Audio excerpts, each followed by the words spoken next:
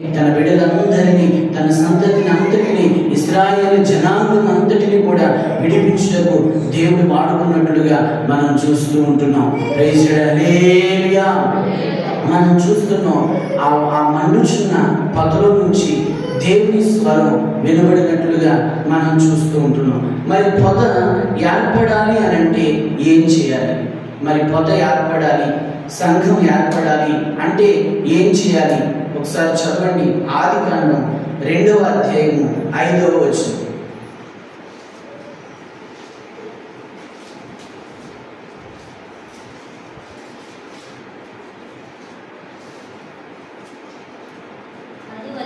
అది వరకు పొలమందలి ఏ పొదయు భూమి మీద ఉండలేదు, పొలమందలి ఏ చెట్టును మొలవలేదు.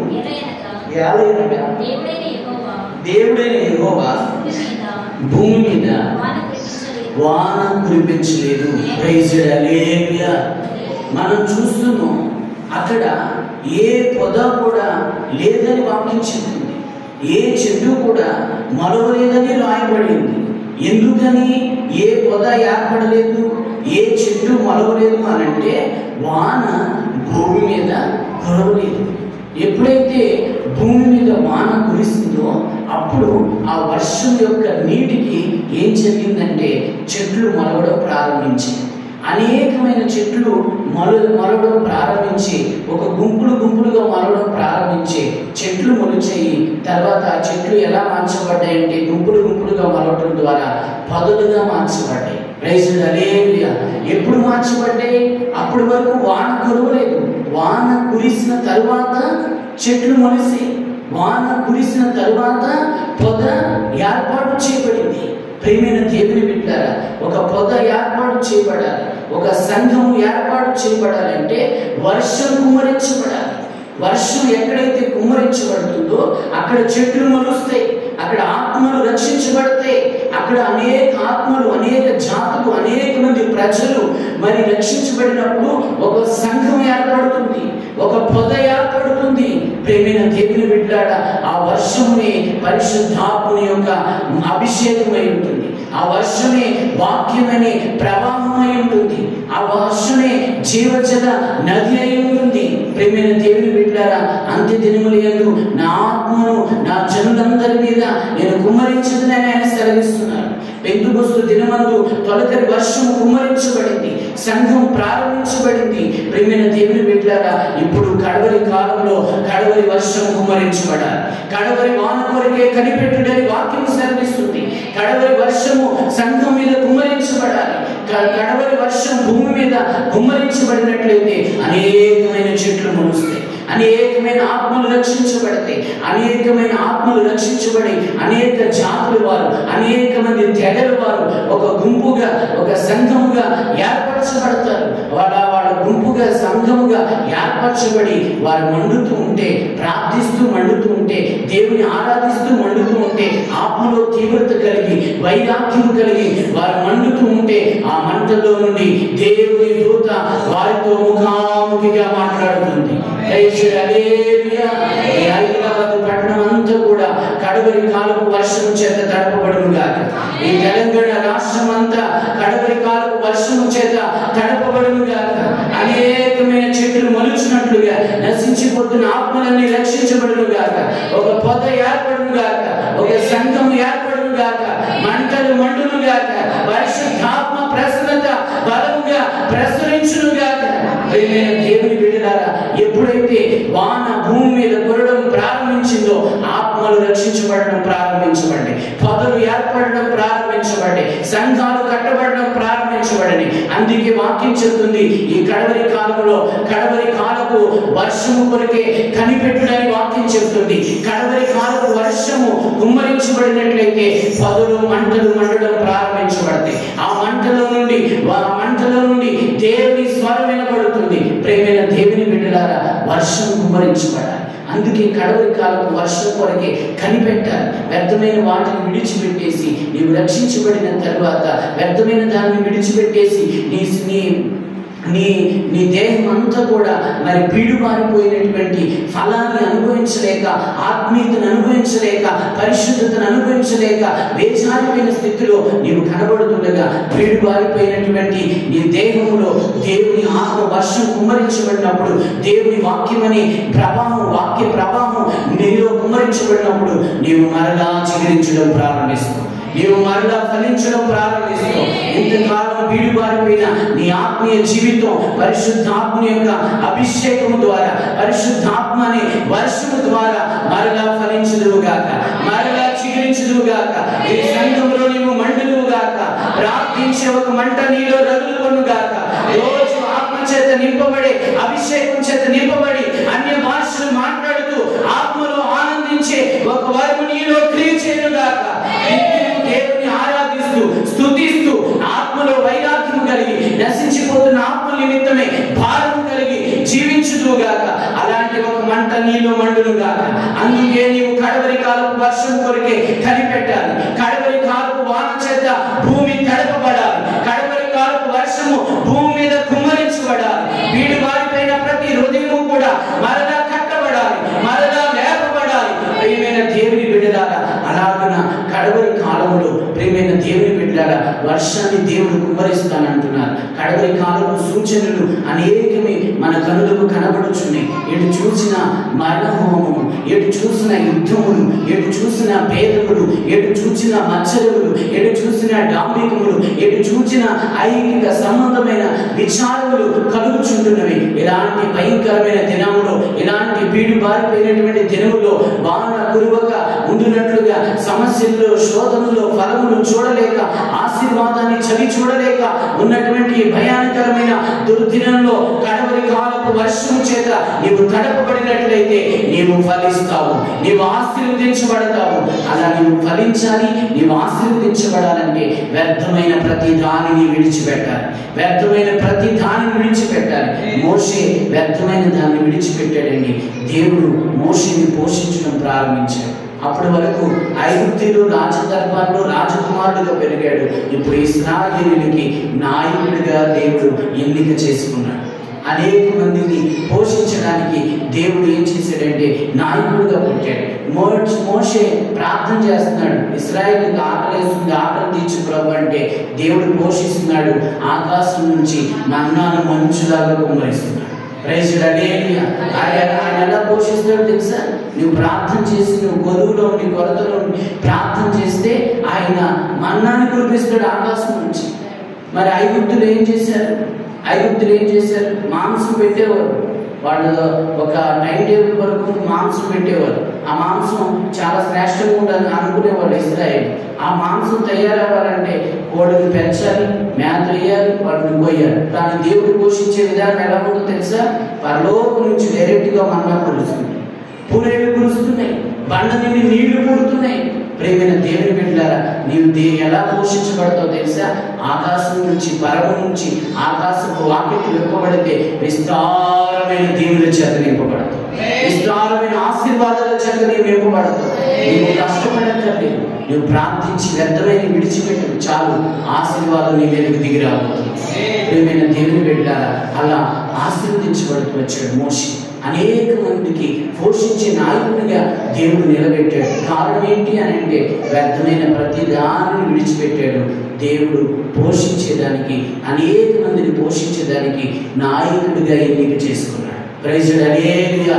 మన గొప్ప దేవుడు మిమ్మల్ని అందరినీ కూడా ఒక్కొక్కరిని ఎన్నిక చేసుకునిగా మీ కుటుంబాన్ని పోషించేదాని కొరకే, మీ అవసరాలు తీర్చేదాని కొరకే, మీ అక్కర్లు తీర్చేదాని కొరకే ఆయన మిమ్మల్ని ఎన్నిక చేసుకును గాక. ఎప్పుడు ఎన్నిక చేసుకుంటాడు?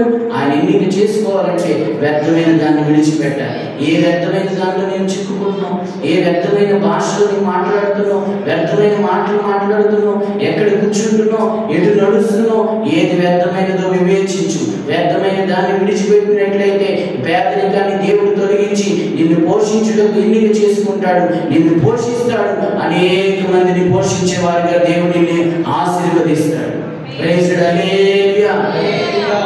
దేవుడు పెట్టారా? అందుకే వ్యర్థమైనది ఏం చేస్తుందంటే పేదరికాన్ని కలుగు చేస్తుంది, దీన దశను కలుగు చేస్తుంది. మనము ఆశీర్వదించబడడానికి గల కారణం ఏంటంటే, దీనదశలో ఉండడానికి గల కారణం ఏంటంటే, వ్యర్థమైన వాటిని మనం అనుసరించడం, వ్యర్థమైనవి మాట్లాడడం. మోషే అయితే ఐగుప్తు అంతా కూడా ఏం చేశాడు? విద్య వ్యర్థమైంది అనుకున్నాడు, సుఖభోగాలు వ్యర్థమైనవి అనుకున్నాడు. మరి సుఖంగా నాకు డబ్బు వచ్చేస్తుందని శరీరాన్ని అమ్ముకుంటున్నారు, సుఖంగా డబ్బు వచ్చేస్తుందని అనేక మంది లంచాలు తీసుకున్నారు, సుఖభోగాలు అనుభవిస్తున్నారు. ప్రేమైన దేవుని బిడ్డలారా, అది ఒక ఆశీర్వాదమా? అదొక దీవెన? అది శాపానికి కారణమవుతుంది, అది దరిద్రతకు కారణమవుతుంది, ఒకేసారి దీనదశకు తీసుకుని వెళ్ళేదానికి కారణమవుతుంది. అటువంటి దానిని విడిచిపెట్టినట్లయితే, వ్యర్థమైన దానిని విడిచిపెట్టినట్లయితే దేవుడు నిన్ను ఆశీర్వదించడం ప్రారంభిస్తాడు, నిన్ను పోషించడం ప్రారంభించడం. వ్యర్థమైనది ప్రతిదీ ఈ సంఘముల నుండి తొలగిపోనుగా, నా కుటుంబాల నుంచి తొలగిపోనుగాక. దేవుడు గొప్ప పోషకుడిగా ఈ సంఘాన్ని పోషించునుగాక, ప్రతి విశ్వాసి కుటుంబాన్ని ఆయన పోషించునుగాక. మన గొప్ప దేవుడు మరి ప్రీతిగా మాట్లాడుతున్నాడు. యేసేపు తన అన్నదమ్ములతో మాట్లాడినట్లుగా ప్రీతిగా మాట్లాడుతున్నాడు. నేను మిమ్మల్ని, మీ పిల్లల్ని పోషిస్తాను, మీ సంఘాన్ని పోషిస్తాను, మీ కుటుంబాన్ని పోషిస్తాను. కానీ వ్యర్థమైన వాటిని విడిచిపెట్టండి, దరిద్రమైన వాటిని విడిచిపెట్టండి. ఎంతకాలం వాటిలో ఉంటారు, ఎంతకాలం వాటిలో నివసిస్తారని వాక్యం సెలవిస్తుంది. ఇంకా నువ్వు వ్యర్థమైనవి, ఇంకా మనం ఆస్వాదించబడాలంటే ఏమి విడిచిపెట్టాలో చదవండి ఒకసారి. సామెతలు 30:8 సొలొమోను మహారాజు ఒక మాట అంటాడు, దేవుని వ్యర్థమైన వాటిని, అబద్ధములను నాకు దూరముగా ఉంచుము, పేదరికమునైను ఐశ్వర్యమునైను నాకు దయచేయము, తగినంత ఆహారము నాకు అనుగ్రహించుము. ప్రేక్షడలేనియా. ఇక్కడ సొలొమోను ఏమంటున్నాడో తెలుసా? వ్యర్థమైన వాటిని నేను అనుసరించకుండా జీవించేటట్లుగా నాకు దయచేయి. వ్యర్థమైనది ఏమిటో తెలుసా? అబద్ధం ఏమిటిది? వ్యర్థమైనదని చెప్తున్నాడు. ఆ వ్యర్థమైన అబద్ధాలు నేను ఆడకుండా, ఆ వ్యర్థమైన అబద్ధాలు ఆడి నేను పేదరికంలో పడిపోకుండా, నాకు పేదరికము వద్దు, దీనస్థితి వద్దు, సంపన్న స్థితి కూడా వద్దు, తగు మాత్రం ఉంటే చాలని దేవుని సన్నిధిలో ప్రార్థన చేస్తాడు. ప్రియమైన దేవుని బిడ్డ, మనం బాగా ధనవంతులు ఉండాలని మన కోరుకు అవసరం లేదు, అలాగే పేదరికంలో ఉండాలని మన కోరుకునే అవసరం లేదు. మన గొప్ప దేవుడు తగినంత ఏ సమయానికి ఏది అవసరమో అది మనకు అనుగ్రహించును గాక. ఏ అవసరత అక్కరత మనకు కొదువులు ఉన్నాయో, ఏ సమస్య ఉందో దాన్ని ప్రభు తన మహిమను శుద్ధించును గాక. సొలొమోను అలాంటి ఒక ప్రార్థన చేస్తున్నాడు దేవుని సన్నిధిలో. వ్యర్థమైంది నా దగ్గర ఉంచొద్దు, అబద్ధాలు ఉంచొద్దు, అధికమైన సంపద ఉంచొద్దు నా దగ్గర, అలానే దీనస్థితి కూడా ఉంచొద్దని దేవుని సన్నిధిలో ప్రార్థన చేస్తున్నాడు. తగు మాత్రం కావాలని దేవుని సన్నిధిలో వేడుకుంటున్నట్లుగా మనం చూస్తున్నాం. కనుక వ్యర్థమైనవి ఏంటి అంటే అబద్ధాలు కూడా వ్యర్థమైనవని సొలొమోను చెప్తున్నాడు. రోజు ఉదయం లేచిన కాడి నుంచి నిద్రపోయే వరకు ఎన్ని అబద్ధాలు ఆడుతున్నావు? నీ దీనదశకి, నీ దరిద్రకి కారణం ఏంటి? అబద్ధం ఒక కారణమైంది. ఆ అబద్ధం ఆడకున్నట్లుగా ప్రేమైన దేవుని బిడ్డలారా, మన నోరు, మన నాలుక అగ్ని చేత కాల్చబడును గాక, సత్యమును పలుకుదుము గాక, సత్యమైన క్రీస్తుకు సాక్షిగా జీవించుదుము గాక. ప్రేమైన దేవుని బిడ్డలారా, అబద్ధం ఏం చేస్తుందంటే వ్యర్థమైన కార్యాలు నీవు బంధించేటట్లుగా చేస్తుందని వాక్యం చెప్తుంది. ప్రైజ్ హల్లెలూయా. ఇంకా ఆయన ఎలా పోషిస్తాడో చదవండి. నెహెమ్యా గ్రంథం 9:21.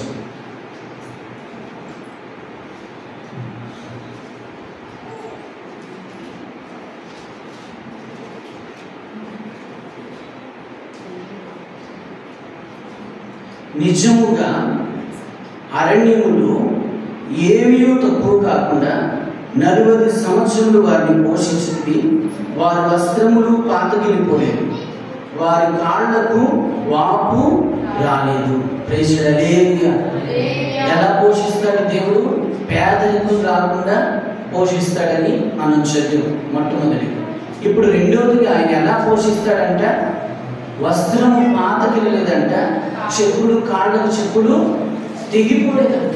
ప్రియమైన దేవుని బిడ్డ, వస్త్రం పాతగిలకుండా, కాళ్ళకు చెప్పులు కూడా తెగిపోకుండా దేవుడు ఏం చేస్తున్నాడంటే వాళ్ళని పోషిస్తున్నాడని వాక్యం చెప్తుంది. ఇశ్రాయేలుని 40 సంవత్సరాలు అరణ్యంలో ఏ ఆహారం ఉండదు.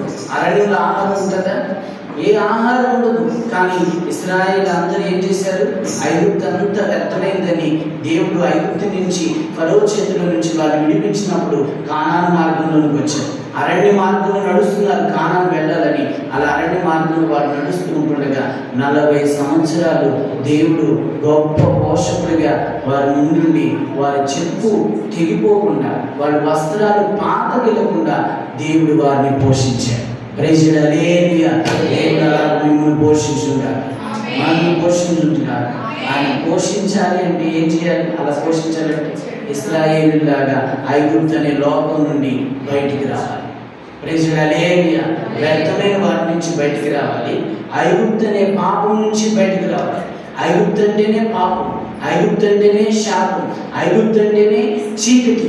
ఆ చీకటి సంబంధమైన జీవితం నుంచి, ఆ పాప సంబంధమైన జీవితం నుంచి, ఆ లోక సంబంధమైన జీవితం నుంచి ఎప్పుడైతే నువ్వు బయటికి వస్తావో దేవుడు నీ చెప్పులు తెగిపోకుండా, నీ వస్త్రాలు పాతగిలకుండా, అరణ్యములో ఏది దొరకని పరిస్థితిలో, ఏ సహాయము లేనటువంటి స్థితిలో, నిస్సహాయమైనటువంటి పరిస్థితిలో దేవుడు నిన్ను పోషిస్తాడు.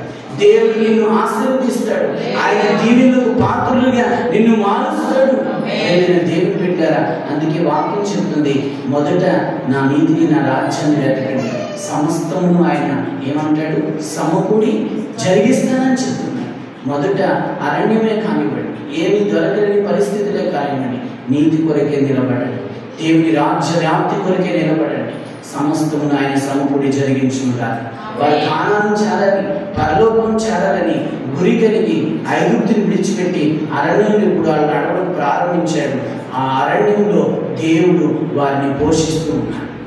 మీరు ఐగుప్తు అనే లోకాన్ని, లోకాశను, శరీర ఆశను, ఆ చీకటి సంబంధమైన జీవితాన్ని, ఆ పాప సంబంధమైన జీవితాన్ని విడిచిపెట్టి నేను పరలోకం చేరాలి, నేను కానానికి వెళ్ళాలి, దేవుని రాజ్యాన్ని నేను స్వతంత్రించుకోవాలి అని చెప్పి ఒక పరిశుద్ధమైన జీవితాన్ని నీవు చేయగలిగితే నీకు అన్ని ఇరుకులే కావచ్చు, అన్ని ఇబ్బందులే కావచ్చు, అన్ని శోధనలే కావచ్చు, అన్ని బలహీనతలే కావచ్చు, మోడిపారిపోయిన జీవితమే కావచ్చు.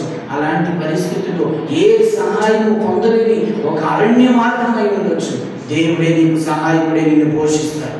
దేవుడే సహాయకుడే, నీ అవసరాలు తీరుస్తాడు, నీ అక్కర్లు తీరుస్తాడు. నీ కుటుంబ ఆశీర్వాద ప్రార్థన కూడికలో మన గొప్ప దేవుడు మంచి పోషకుడుగా ప్రతి కుటుంబాన్ని పోషించునుగా. ఐగుప్తు అనే పాపాన్ని తొలగించుకుంటే దేవుడు నిశ్చయముగా నీ వస్త్రము పాతకెళ్ళకుండా, నీ చెప్పులు తెగిపోకుండా ఆయన పోషిస్తాడని వాక్యం చెప్తుంది. కానీ ఎంతకాలం ఐగుప్తులో ఉంటావు, ఐగుప్తి ఆచారాలు ఉంటావు, ఐగుప్తి ఆలోచనలు ఉంటావు, ఐగుప్తి తలంపులు ఉంటావు, ఐగుప్తి ఉద్దేశాలు ఉంటావు, వాటిని విడిచిపెట్టి మరలి రమ్మని దేవుడు సెలవిస్తూ ఉంటున్నాడు. నిశ్చయముగా ఇశ్రాయేలుని ఎలా పోషించాడు అని అంటే పేదరికం రాకుండా పోషించాడు. తర్వాత చెప్పులు తీసుకోకుండా, వస్త్రములు కూడా పాతగిలకుండా వారిని పోషించాడని వాక్యం చెప్తుంది. మనము కూడా వ్యర్థమైన వాటిని విడిచిపెట్టి, ఐగుప్తిని విడిచిపెట్టి దేవుని చేత అలా పోషించబడుదుముగా. హల్లెలూయా. మరొక మాట చదవండి. ద్వితీయోపదేశకాండం 2వ అధ్యాయం 7వ వచనం.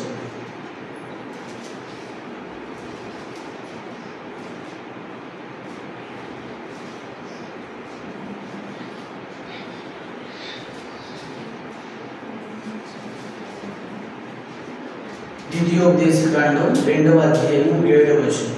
నీ చేతి పనులన్నిటిలోనూ నీ దేవుడైన యెహోవా నిన్ను ఆశీర్వదించును. నీ దేవుడైన యెహోవా నిన్ను ఆశీర్వదించును. ఈ గొప్ప అరణ్యంలో నీవు ఈ 40 సంవత్సరములు సంచరించిన సంగతి ఆయన ఎరుగును. నీ దేవుడైన యెహోవా నీకు తోడై ఉన్నాడు. నీకేమీ తక్కువ కాదు.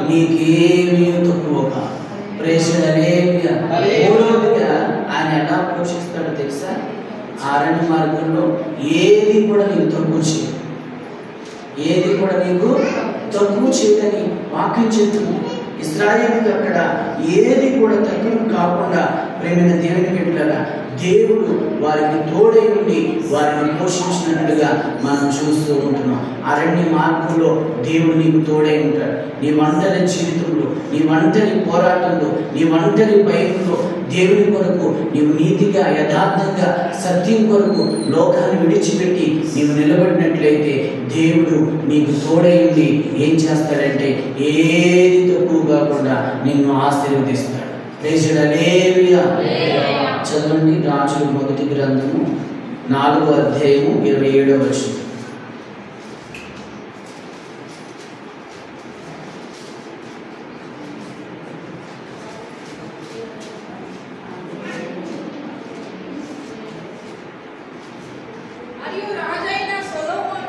మరియు రాజైన సొలొమోను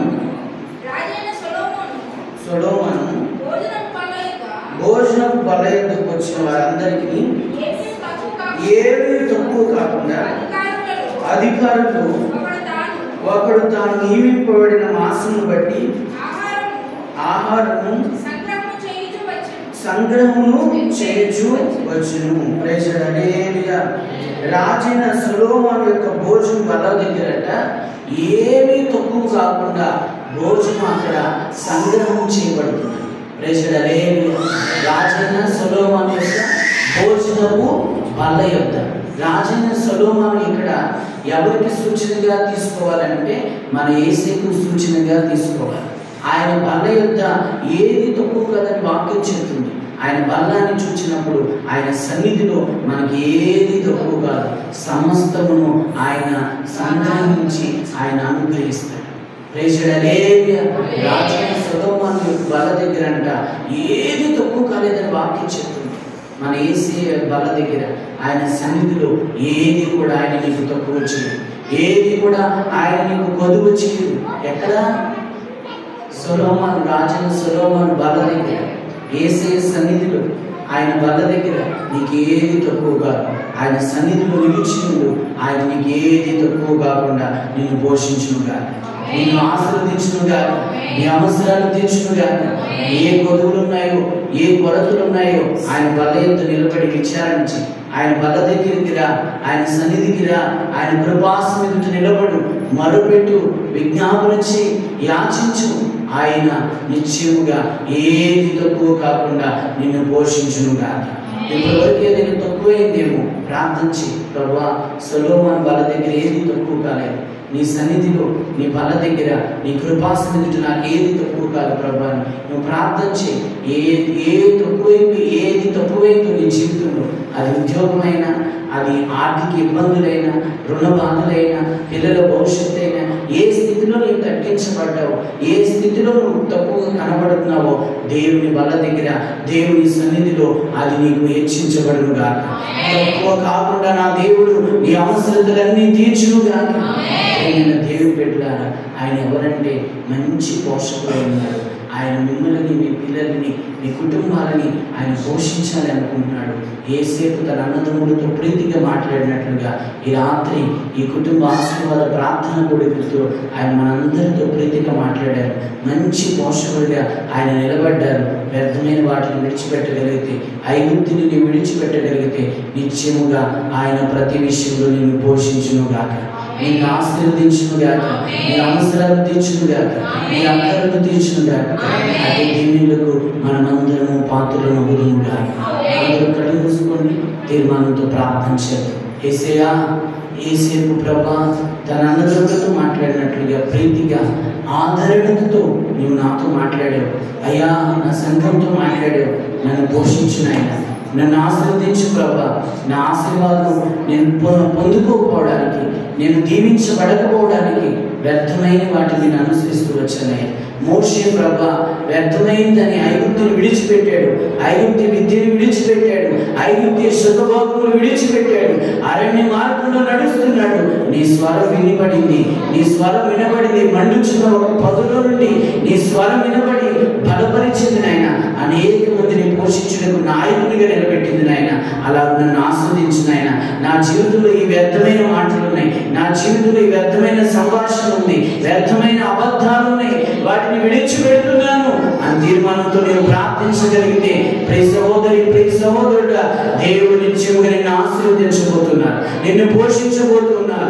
ఆయన ఆశీర్వాదములకు నిన్ను పాత్రులుగా ఆయన మార్చబోతూ ఉంటున్నారు. వ్యర్థమైన వాటిని విడిచిపెట్టు, ప్రేమైన ఐగుప్తిని విడిచిపెట్టు, ఐగుప్తి సుఖభోగములు విడిచిపెట్టు.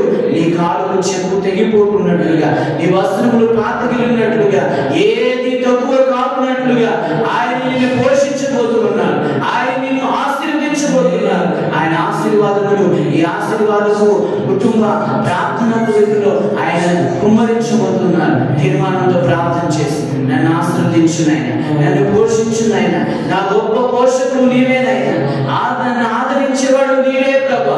అయ్యా మనుషుల మీద ఆధారపడ్డాను, వ్యర్థమైన మాటల మీద ఆధారపడ్డానైనా, ఐగుప్తు అనే లోకం మీద ఆధారపడ్డాను, ఐగుప్తు శుభభోగముల మీద ఆధారపడ్డానైనా, ఇకపై నీపైనే ఆనుకుంటాను, నీ కొరకే బ్రతుకుతానయ్యా, నీ అరణ్య మార్గంలో నడుస్తాను ప్రభా. నా కొరకే ప్రభా మన్నాను కురిపించునైనా, నన్ను ఆశీర్వదించు ప్రభా. ప్రార్థించగలిగితే ఆశీర్వదించే దేవుని కరములు మన మధ్యలో చాపబడుతున్నాయి. వాక్యం ఈ రీతిగా సెలవిస్తుంది, నేను ఆశీర్వదించినప్పుడు నా హస్తం ఏమైనా కొరచలేదని ఆయన సెలవించుంటున్నారు. ఆయన హస్తములు ఎన్నడూ కొరచ కావు. ఆయన ఆశీర్వదించినప్పుడు ఆయన హస్తములు మన మధ్యలో చాపబడుచుంటున్నవి. తీర్మానంతో ప్రార్థన చేయండి, తీర్మానంతో ప్రార్థన చేయండి. హల్లెలూయా.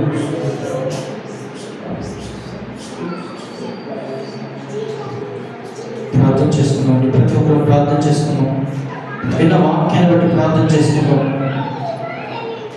ఎంతో శ్రేష్టమైన మాటలతో దేవుడు మనతో మాట్లాడాడు. మనం ఏది వ్యర్థమైనది మనం పట్టుకున్నాము, వ్యర్థమైన మన జీవితంలో ఉందో ఈ రాత్రికాల సమయంలో మనం ఆశీర్వదించబడకపోవడానికి కారణమైన వ్యర్థమైన ఏదో దేవుడు తీసేసుకోవాలని చెప్తున్నాడు. ఇంకా మనం ఆశీర్వదించబడకపోవడానికి, ఇంకా మన జీవితంలో కన్నీటు, ఇంకా మన జీవితంలో వేదన ఇవన్నీ ఉండడానికి కారణం ఏంటి? ఈ రాత్రికాల సమయంలో దేవుడు మనకు తెలియజేశాడు. ప్రతి ఒక్కరు ప్రార్థన చేద్దాం, మౌనంగా కూడా ప్రార్థన చేద్దాం. ప్రతి ఒక్కరు అబద్ధమైన మాటలు తీసేసుకోవాలేమో, వ్యర్థమైన తీసేసుకోవాలేమో మనతో చెప్తున్నాడు అనుకుంటా దేవుడు. ప్రార్థన చేసుకుందామా? మన మధ్యలో ఉన్న సేవకులు రమేష్ పాస్టర్ గారు వచ్చి ప్రార్థనలో నడిపిస్తారు.